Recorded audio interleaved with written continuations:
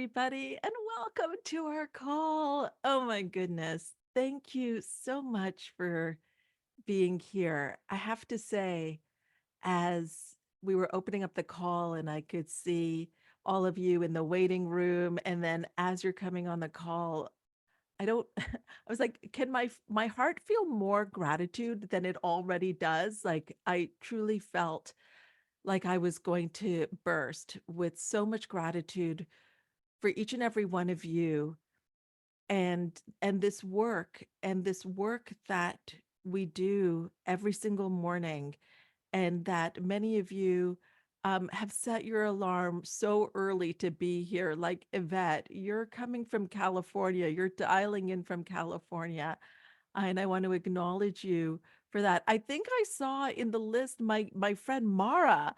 Mara's been a friend of mine for over 30 years. And I think I also saw Steve Hardison. Steve, it's got to be 3 or 4 in the morning for you as well. Like I'm just so blown away. And Mitzi from Antigua. So wherever you are in the world, thank you so much for being here. It's not lost on me the privilege that it is to wake up to wake up, and then to wake up and have the opportunity to be with clients every single morning, where we create ourselves, where we really create ourselves to show up powerfully for ourselves, for our family, for the community. And where I wanted to start today, where I felt called to start today, was with something that I learned from, or I was introduced to from Bob Proctor. Now, what is so interesting is that um, I didn't really understand the power of a morning routine or really understand how to study until I met Bob. And what's so fun is that's what I loved about our relationship was I would take in something to him that I was studying and we would talk about it. And what's so beautiful is that I'm able to do that with Steve now as well. And I do it with my clients. And this is what we do in the morning. And one of the people that he introduced me to was Neville Goddard. Throw some love in the chat if you know Neville Goddard, like know of his work and are familiar with him at all. And thank you for all the birthday wishes, by the way. Thank you, thank you, thank you. Right? Love his work. Yes, on Neville. Steve, you're here. Oh my goodness. So his work truly changed things for me. And the way that Bob would talk about studying, he would say, you're not like reading it to memorize. You're not reading things, to sort of understand it. You're reading it to embody it. And Bob might be with a paragraph for like days or weeks until he really felt that it was in him. And so I was thinking today, like, what is it that I want to start on? And I think it's consciousness. I think it's consciousness. Because as Neville says, it's only by a change of consciousness, by actually changing your concept of yourself, that you can build more stately mansions, the manifestations of higher and higher concepts. And I've got to tell you, the reason that I love this so much when I really started to understand this was that it meant nothing outside of me had to change. Nothing, nothing. If everything that I desire, if the way that I want to be show up, the things that I want to experience in this world, it's not coming from outside of me. And here's the good news.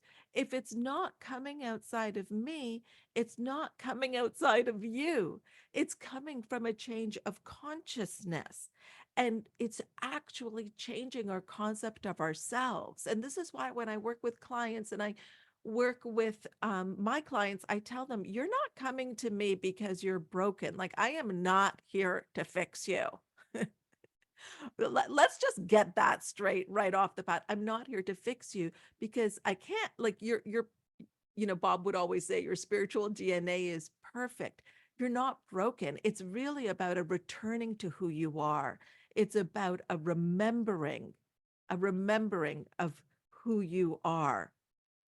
And so when we think of those things that we have, those desires that we have, maybe you even want to put in the chat, what's a goal that you have? What would you love? If anything is possible, what would you love?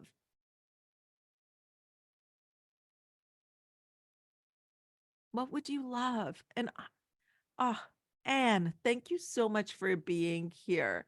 Chantel, oh my gosh. Danielle, Farah, Glenna, Greg, thank you all. Julie, oh my goodness. Kelly. Steve Hardison, I love you. He's saying, can you turn my video on so that I can see you? Steve, everybody's video is off. Steve is the type of person that it's 3 in the morning for him or 4 in the morning, but he would still have his video on. But the one person that I would actually possibly turn my video on for would be Steve Hardison. Nisha says she would love to make her annual income, her monthly income, more time freedom. Andrea would love to build a wellness empire. I love you too, Mr. Steve Hardison, for Q4. I'd love to help others have time freedom. Yes, to reach my financial goals. So here's what I want you to know, that whatever you wrote, nothing outside of you has to change. Can you get that? Nothing outside of you has to change. And this is what Neville says. And this is when I was like, oh my gosh, the penny dropped for me. It is only by a change of consciousness. So it's your change of the concept of yourself. And he says it's so important then that we understand, what is consciousness? What is it? And the reason lies in the fact that consciousness is the one and only reality. It is the one and only reality. It is the first and only cause substance of the phenomena of life. Many times when we look at a result that has happened, so even if you look, for those of you that talked about, I'd love some financial freedom, increase my revenue, or maybe it's your relationships that you would love to see a shift in. Maybe it's your professional life, your personal life, maybe it's your health. Whatever you see right now as where you are right now in that place in your life, do you know that that's not a reflection of the present? What that number in your bank account, that number on the scale, the state of your relationship, that's a reflection of the past. Because it was your past thoughts, feelings, and actions that created that you're noticing in the present. The problem is that we think that that is the way it is, and that is immovable, and that can't change. But when we realize, oh, that is telling me about what has happened in the past, then we can change what it is that we desire in the future by changing our concept of ourselves and our consciousness and the cause substance. And by the way, I know sometimes I talk really fast. You're going to get a recording so you can listen to this after. The other thing I want you to do is not to try to get this. Don't try to get it. Don't try to wrap your head around it. You're just going to give yourself a headache. Trust me, because I've been there, I've done it. You're going to give yourself a headache. You're going to be like trying to get in your intellect about it. What we're talking about is not going to connect with you in your intellect. This is heart to heart. I'm speaking you heart to heart. I'm speaking to you heart to heart. So all I want to know is your heart open? Are you open to receive? And you're going to know that you're understanding something, because you're just going to get a feeling like there's something about feeling about what she's saying, that it just feels right. I don't understand it. I have no idea what she's talking about. It's way too early for me. I don't even know how I got up for this. All of that might be running through your mind. And I want you to know that it's perfect and that it is completely okay. So don't try to get this intellectually. And remember, you're more than welcome to join us for the next few days. So just settle in and allow yourself to receive whatever it is that resonates for you. There's no right or wrong way to be, and especially to be on these calls. So nothing has existence for a person save through the consciousness that they have of it. And so this is why I say, when you think of your goal, when you think of what it is that you would really, really love, the fact that you can think of it is an indicator that you can have it. You're still going to have choice. Oh, Zoom user who just asked a question, could you please change your name to your name so I can call you by your name? Please do take notes if you'd like to. Totally up to you. We have a lot of note takers here.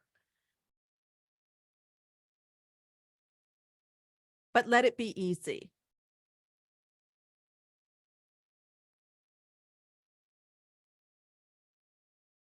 So it's to the consciousness that we must turn. So when you have an idea, whatever you put in the chat, or if you are taking notes and you're writing down, my gosh, what would I really love? If you have written something down, that means that it is available to you. Oh, Steve Hardison, Nicole is coming on the call.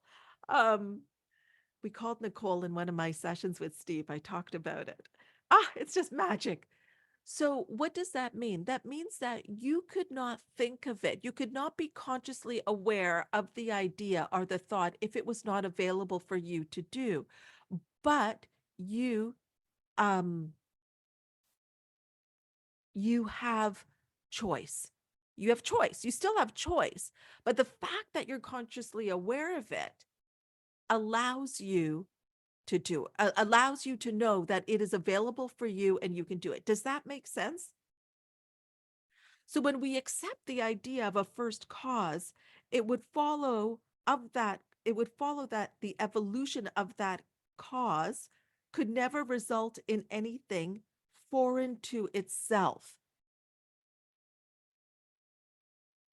The first cause substance is light, all its evolutions, fruits, and manifestations would remain light. So the first cause substance being consciousness, all of its evolutions, fruits, and phenomena must remain consciousness. All that could be observed would be a higher or lower form or variation of the same thing. So, in other words, if your consciousness is the only reality, it must also be the only substance. So, the way that others have talked about this is also the idea of a formless substance, this infinite intelligence that we're working with. And the beautiful thing is that if all that has to change as a concept of ourself is our own consciousness, then we all have access to this. So I really want you to hear this, because some of you look to other people and you start to think that they have something that you do not have, that allows them to be who they be, that allows them to do what they do and have what they have. And that is simply not true. That's a con game that you're playing on yourself to keep yourself small. And we do that. We keep ourselves small, we keep our world small so that we can feel we can handle what is happening. But that is not to truly be alive. That's not to feel vitality.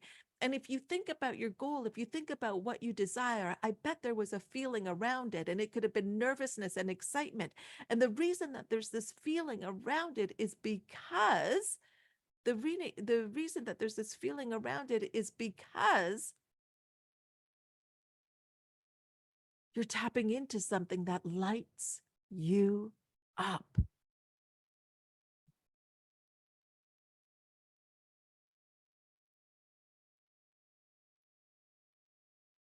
And if you can hold that,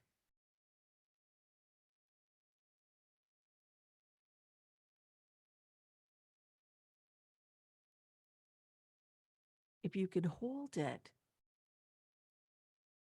and just be with it and allow it and know that you could not have that idea or that thought if it wasn't possible for you to have in this physical world, to be the person that has that in this physical world.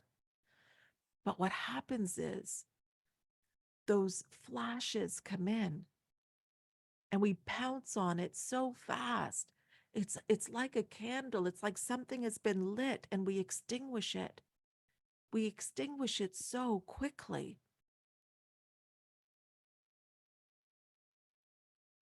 And we extinguish it so quickly with our judgments, our doubts, our fears, our reasons, our excuses.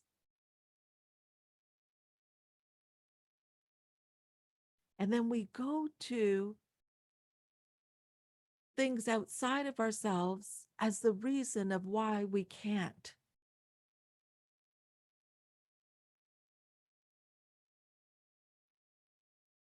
And we talk ourselves out of it. And then you know what happens? Another year goes by. I'm telling you, we're on this rock that is spinning. And our time here is so quick. So quick. 55. How did that happen?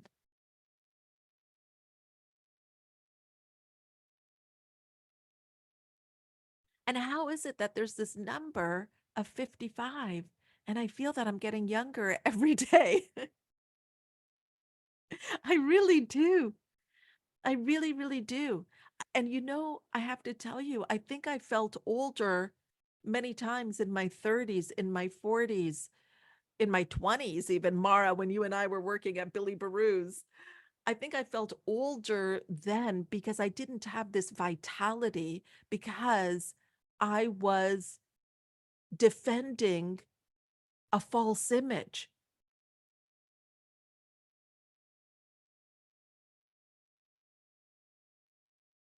I was defending a false image.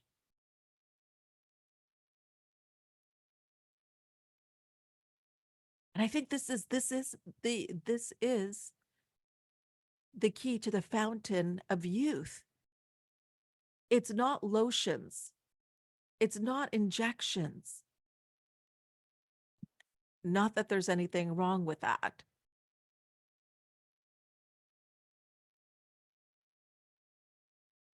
But it's really feeling alive.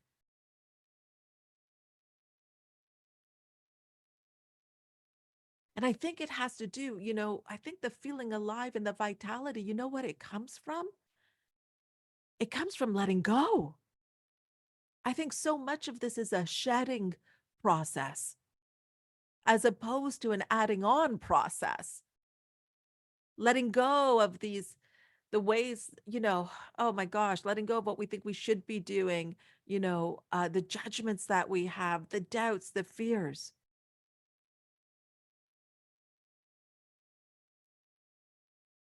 Yvette says, yes, I'm embracing being unapologetically me. Who else are you going to be, Yvette? And I want to acknowledge you. It's 3 a.m. for you. And you made a commitment to yourself to be here. Look at how powerful you are. Yvette is embracing being unapologetically her. Are you inspired by that? What would life look like if you were unapologetically you? And the thing is that what's so interesting is that sometimes we think, well, if I was unapologetically me, I would tell this person and this person, I would tell them you give them a piece of my mind. But you know what it is? When you're unapologetically you, here's what it is. You want to listen to this. Yvette, you're going to love this. When you're unapologetically you tell people that you love them. You don't hold back who you are. So you're more because you don't have to defend anything. There's no ego here. You're love and you don't care what people think. You're going to tell people you love them. You're going to be of service wherever you can be. You're going to be authentic. You're going to do things that light you up. You don't care. Maybe you'll look silly to somebody. I don't know.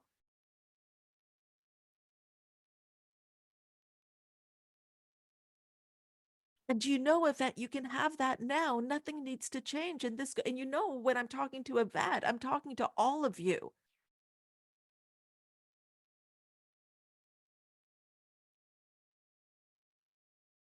And it's Yvette's birthday too. Yay, Yvette. And nothing needs to change except for the concept of yourself. Nothing needs to change outside of yourself. So even when you look at your current results, so what happens is we have, there's the thinking, feeling, actions, and we have thinking and we're creating, and then there's linear time that goes by before the effect of what happens. So when you look at your life and look at everything that's happening right now, that is a cause, that the cause is your consciousness, your thinking as well. And so, but the problem is that when there's this time that goes by, we don't connect it back to that. We connect it to kind of the last thing that we can think of. Oh my gosh, it was when they changed things at my work. Or, oh, it's the economy. Or, oh, it's when this or that happened. So we keep connecting our results to things outside of us. And what I want you to know that it is truly you.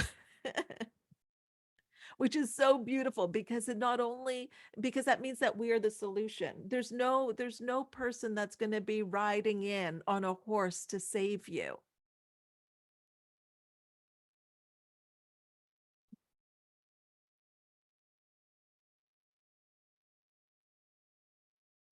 So what appears to you as circumstances and conditions and even material objects are really only the products of your own consciousness.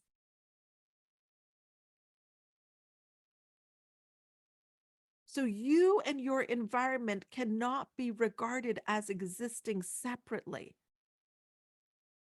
You and your world are one.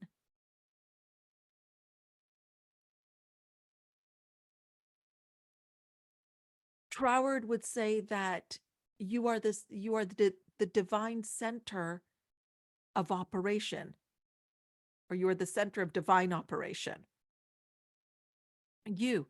And the other thing that Troward would talk about, which I loved so much, was this idea of the essential and the incidental. So everything has these two sides, either the essential or the incidental. And when you are making and blaming and looking at everything else as cause, as it's the economy, it's my job, I'm too old, I'm too young, all of those things, you are making that the essential and you are the incidental, meaning you are the reaction to that. You want to remain the essential. And when you are this essential, then you realize that you are your center of support.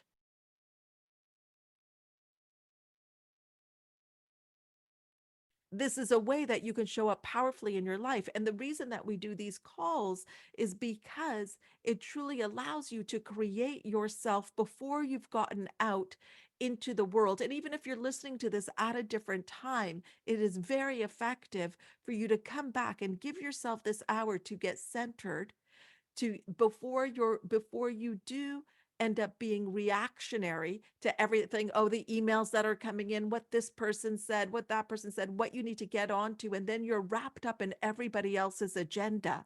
But you control your mornings, you control your day, so you get to decide who are you going to be today, and decide what are your priorities today.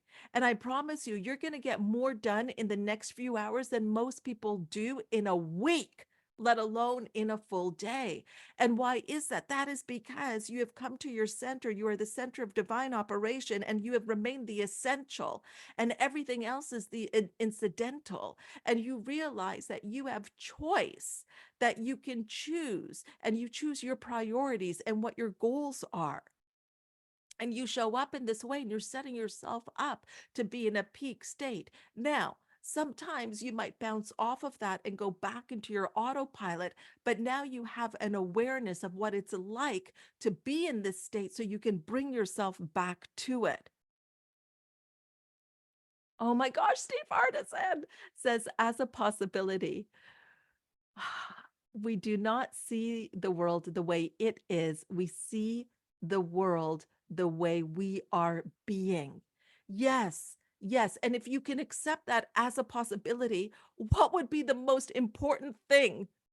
What would be essential then?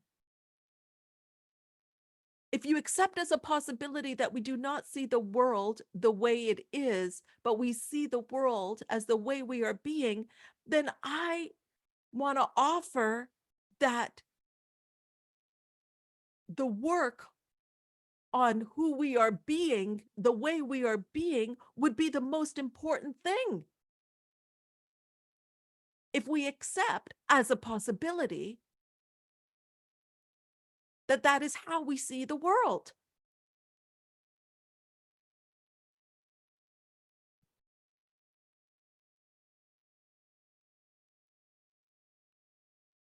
Steve Hardison says, "Can I just have a moment for this man? My next 20 years of life will be what I call the home stretch.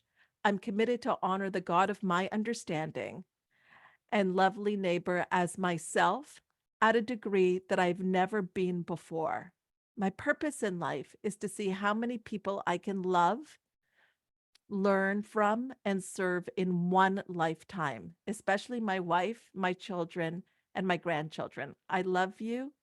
Happy 55th to wonderful you, Hannah. Blessed be your every breath. I also love your beautiful voice." Thank you, Steve. You know, Steve has an urn in his office that has the date of when he thinks he will be, when he imagines he'll be leaving this physical world. And I remember saying, "What's the date on that? Because I just want to know how many sessions I have left." I love who you be, Steve. I love how you show up in the world. And so, if we look at what Steve said as a possibility, if our world is the way we are being, then Steve is deciding and committing to being this way, to honor the God of his understanding and lovely neighbor, and see that as himself at a degree that he's never been before. His purpose in life is to see how many people he can love, learn, and serve in one lifetime. So that is a way of being. So if you're being that way, then how will the world occur to you? How does the world, how will the world occur to Steve in his home stretch? How will the world occur to him? The world will occur to him as a possibility from that place of being.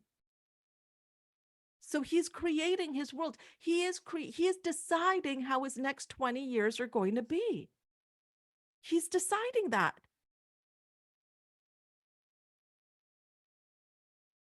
And you can decide that. I can decide that. There's nothing that is different. There's nothing that Steve has that I don't have, that you don't have. And when you realize this,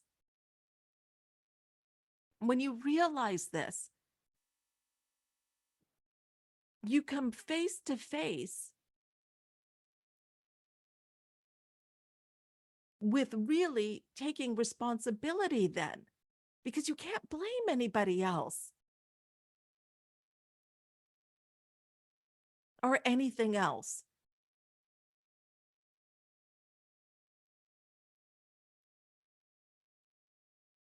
Sarah says, "Thank you for this today, Hannah. My beautiful mom passed away on Friday. Oh, God bless her. She always wanted the best for me and had deep faith.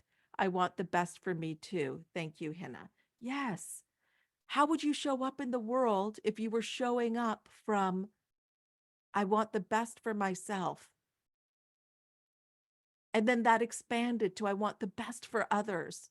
I want the best for everybody that I meet today." Sarah, who would you be if today, for everyone that you met, you wanted the best for them?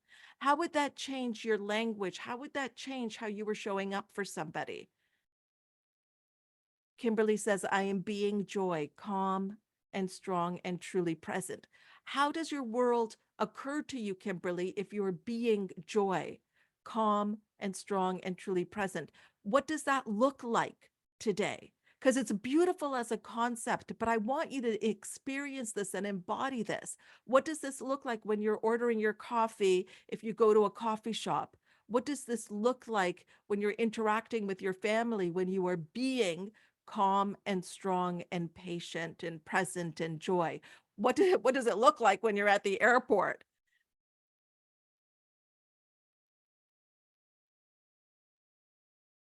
So we must turn from the objective appearance of things to the subjective center of things, your consciousness. If you truly desire to know the cause of the phenomena of life and how to use this knowledge to realize your fondest dreams, in the midst of the apparent contradictions, antagonisms, and contrasts of your life, there is only one principle at work, only your consciousness operating. Manira says, thank you for being here, Steve. This is truly a special day. Hina is a gift to the world, and so are you. You both are transforming lives and how we view the world and ourselves. Every morning, I discover something new about myself and the way I show up in the world. Oh, I love you, Manira.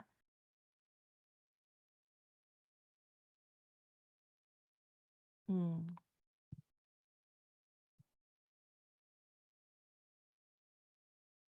So Daphne says, how do we keep whole when we are truly giving our all? I pour into my students and sometimes feel so drained.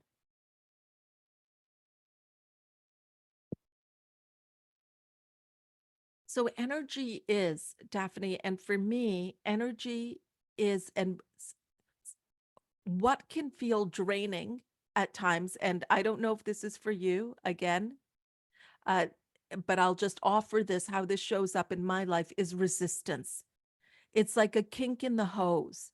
And sometimes we can feel, because I have felt in the past, because of my own judgments and reasoning, that it is okay. I can give to others. Give to others. Like that is okay. That is where it's acceptable. Where I had resistance was in allowing it for myself, allowing rest for myself and not judging myself for it.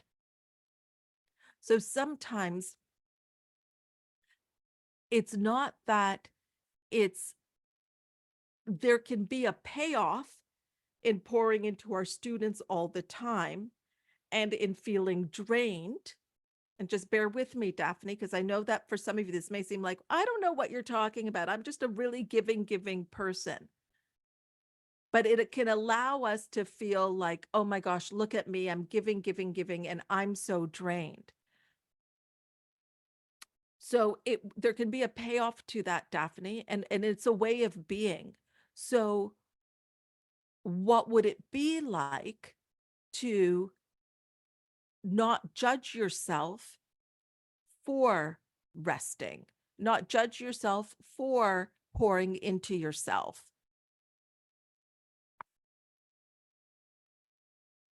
Nasreen says, coming on these calls has helped me to tap into the real reason I'm on this earth. So a difference does not consist in a variety of substance, in a variety of arrangements of the same cause substance, but your consciousness. So the world moves in motiveless necessity. So here's what you're going to love. By this, it means that there's no motive of its own, but under the necessity of manifesting your concept, the arrangement of your mind. So Daphne, listen to this. Oh, Daphne says that makes so much sense. Okay, great. I'm so happy. By the way, we had sent out to everyone that registered a meditation. If you did not receive it, please reach out to Mario. Mario, you'll notice he has HKW team if you would like to receive that meditation, if you didn't receive it. So so your mind is always arranged in the image of all you believe and consent to as true. Your mind is always arranged in the image of all you believe and consent to as true. So then when Steve offered as a possibility that the world is occurring as who we are being is who we believe and consent to be as true. Okay? Are you with me? Is this landing for you? So it's all of the same mind.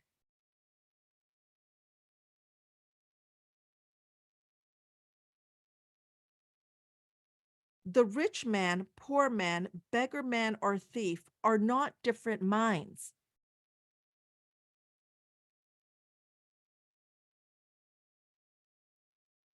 but different arrangements of the same mind. What is the arrangement of your mind? Can you get present to what are the thoughts that run through your mind?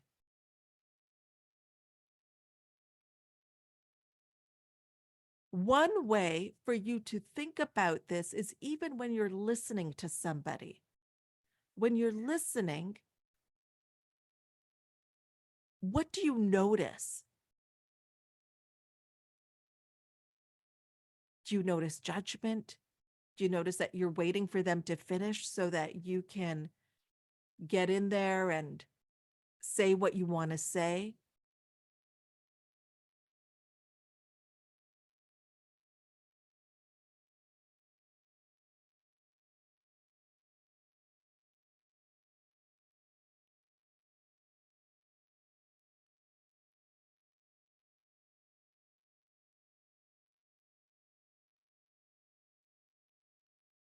What do you believe and consent to as true? So if Steve in his home stretch is going to, I'm just going to go back up in the chat here, is going to understanding that, sorry, his lovely neighbor as himself to the degree that he's never been before. His purpose in life is to see how many people he can love, learn from, and serve in one lifetime, especially his family. Okay, so if that is what he's going to do, what must he believe and consent to as true?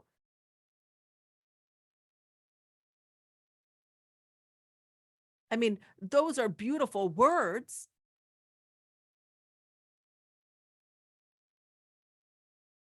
But what must he believe and consent to is true? What must he accept?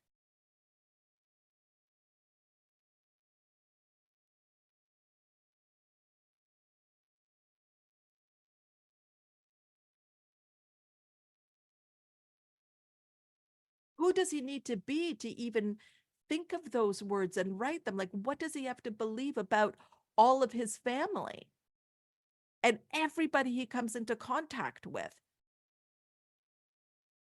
That, I mean, I imagine that everybody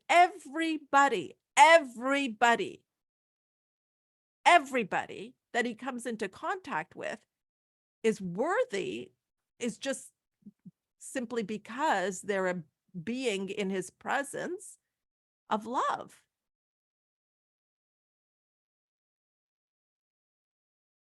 There's no condition.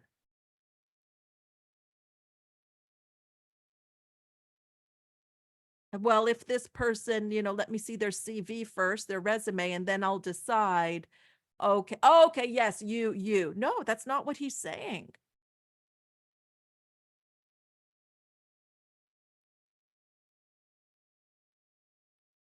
So imagine if you were in that world,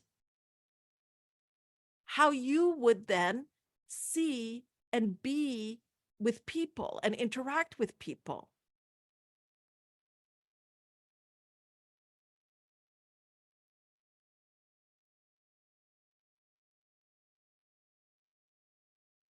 Claire says he needs to believe and consent and accept that he is those things and then step into being.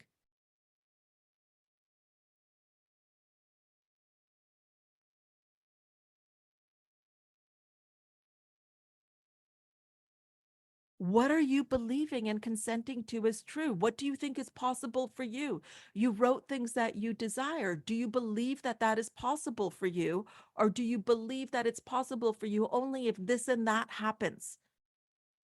Or it's possible for other people, but not possible for you? If you did believe it was possible for you, what would you have to consent to as true for you?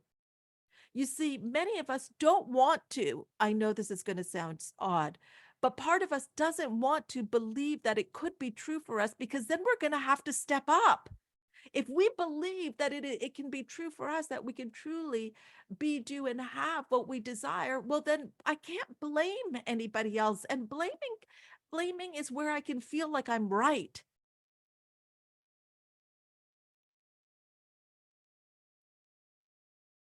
Right? Blaming is where I can feel like I'm right. So, are you willing to let go of that and arrange your mind in a way that it is in harmony with what you desire? Because magnetism is not generated, it is displayed. It's a rearrangement of the particles. So it's all this infinite substance, formless substance, but now it's a rearrangement to what you, or an arrangement of what you believe and consent to is true. And then you know what happens? Life just, oh my gosh, it feels so, it's so interesting because then if we were in Steve's world of what he believes and consents to is true, we would be in his world and you're seeing everything as beautiful. You're seeing things as just working out for you. You're seeing magic and miracles everywhere. Because in the world, the way that it occurs to you through who you're being, that is your world.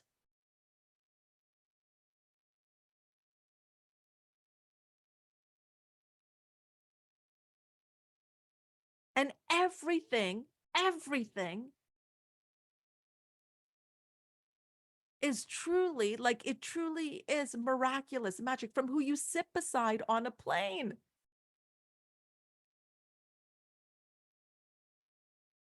I shared this story with my clients that on my way to Miami, I was sitting beside a gentleman and his Wi-Fi wasn't working, and we talked for the whole flight. Talked for the whole flight. Best conversation. I got to learn about his family. Now, here's what's interesting, Claire. Here, okay. I just mean, like, you don't, here's the thing. You're so powerful when you tap into this, and this is how your world is now occurring to you. You are so powerful. There is no force. You don't have to manipulate anything.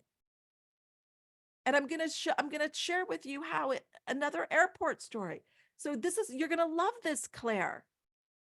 So Claire, when I was flying to Miami, I was in seat 3D, and my new friend, was in seat 3F, and we chatted the whole way. When I was flying back, Claire was there as part of another group in Miami. We met in Miami, and she said, "What seat are you in?" And I said, "I'm in 2D." And I didn't know what seat she was in. So we see each other at the airport. It's like, "Hi, hi." I get onto the plane, and the person in 3F, so I'm about to sit down in 2D, says, "Do you mind if we switch seats, please? Because I am with the person," and she's the caregiver for the person that I would have been sitting beside. So I'm like, "Of course, no problem." She's like, "Oh, thank you so much." So I switch, I go into 3F, and who is sitting beside me but Claire, who's on this call now? Now, Claire had said that she's like, "I manifested this." She wanted to sit beside me, and we talked the whole way. We had the best conversation the whole way. We talked another 3 hours, 3.5 hours. on the way back from Miami to Toronto. But do you see there was no force in that? This is how things show up for you, who you need. But can you be aware of it? Can you be aware of it? Can you be attuned to it? You see, we think that our desires, what it is that we want, has to show up in a certain way. And that's the way that if it shows up, we recognize it. But what if it shows up as the Uber driver who says something? What if it shows up as something, a book that falls off a shelf? What if it shows up as a morning call that you happen to sign up for because, I don't know, something just says, well, might as well try it. And it's already here. It's simply blocked from view because you're not aware of it.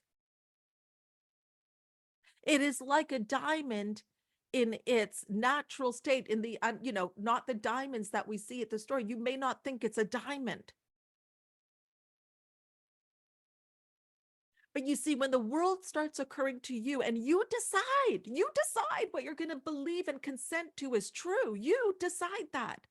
But then you know that like everything is, what is the word? Conspiring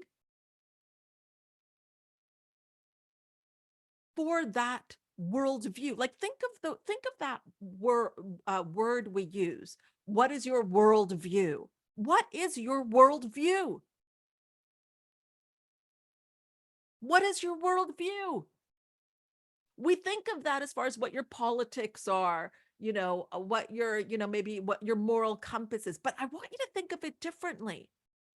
Literally, as your worldview, as what you believe and consent to be true. And if you are wondering, please know I'm not yelling at you. I'm not angry. I'm just so passionate about this because if you're wondering what your worldview is, take a look at your results.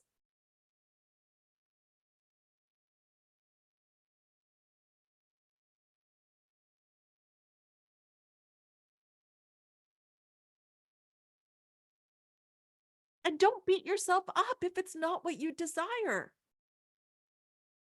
We want to look at these things with neutrality. Trust me, that's your superpower.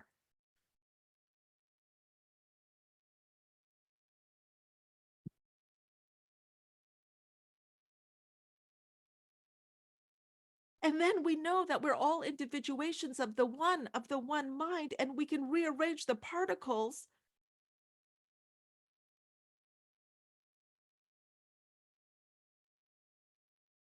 so that this magnetism is displayed. So health, wealth, beauty, and genius are not created. Are you getting this? Are you getting that it's not created? Creation is finished. Do you understand that creation is finished? They are only manifested by the arrangement of your mind. It's not created. Everything is here in one form or another. It is manifested by the arrangement of your mind. The potentiality is here. I was talking about this on the call that Yvette was on. I was talking about this idea of an acorn. What does an acorn have the possibility to become? What? Have you seen a little acorn? What does it have the possibility to become?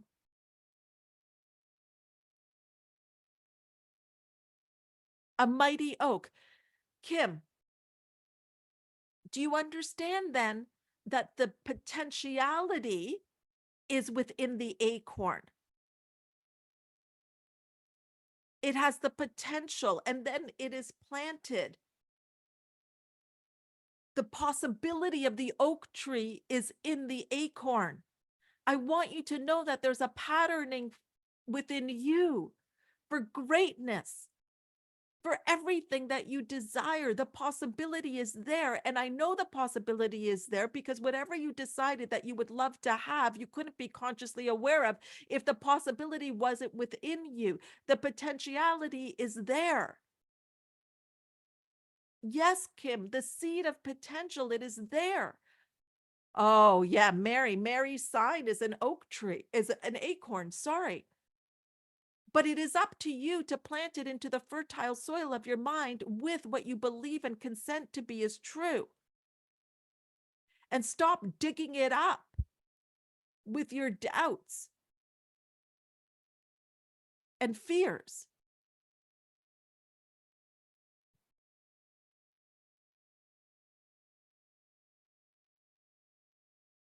That is where you have free will.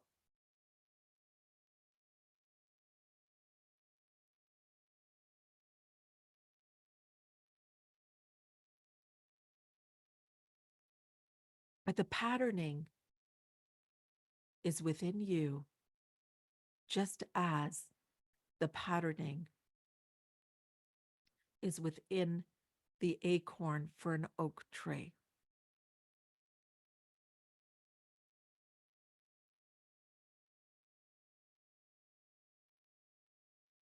Health, wealth, beauty, and genius are not created.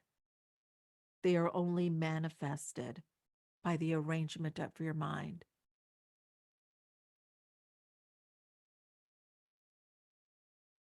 That is by your concept of yourself, who you be.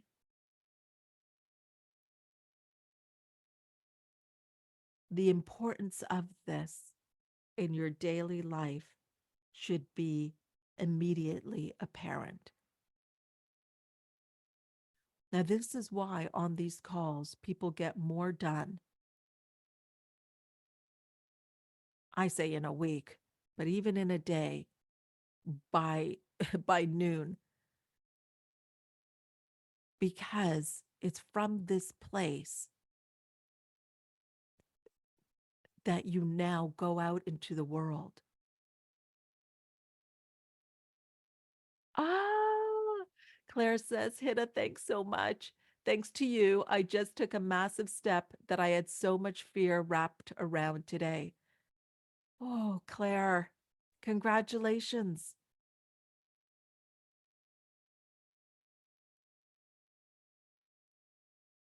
Aw. Steve says, thank you, Hannah, for sharing your birthday with us. Thank you for the birthday gift that you are. We love you. Blessed be your every Beth. Thank you for all your comments. I love you, Steve. Thank you. Thank you, Claire. Aw, thank you, everybody. So the basic nature of the primal cause is consciousness. Therefore, the ultimate substance of all things is consciousness. And so, Claire, what happens is that step that you took today, this becomes your normal. It becomes normal for you to operate at that level as your base.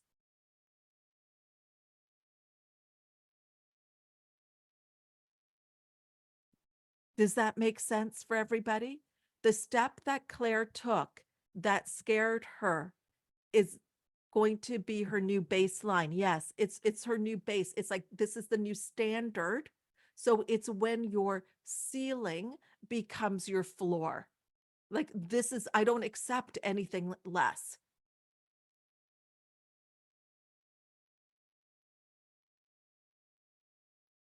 And this is who I am. This is how I show up. So what I would love everybody to think about, and then we continue tomorrow.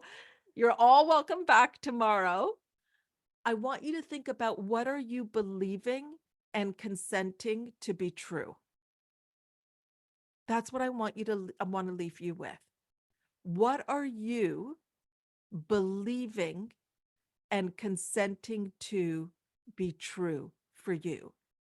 And then as you start to realize that, then I want you to think about what you would like to believe and consent to be as true, and then be in the world in that way. Be in the world in that way and see how the world occurs to you from that way of being and we'll pick up here again tomorrow. I love you all. Thank you so much. Thank you, by the way, for the surprise guest here showing up for me. I think even Paul was on the call. I think he's upstairs on the call. Thank you. I so appreciate that. So thank you for the team for making this happen. I appreciate all of you. I love you all. We'll see you here tomorrow. Bye for now.